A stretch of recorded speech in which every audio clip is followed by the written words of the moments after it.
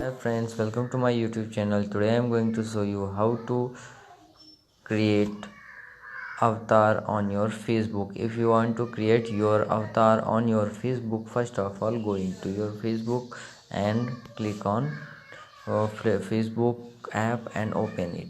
Now you have to click on the three line on the right side corner. So click on the three line and scroll down. Just scroll down and here you will see option see more. After job, just click on see more. After clicking on see more, you will see avatar option. Just click on avatar. After clicking on avatar, you will it will load take few times to create your avatar. Now just click on next. After clicking on next, select your skin tone to get started. You can also select your skin tone whichever you want, like this. If I want like this, so now I have to click on hairstyle which I want to apply on my head.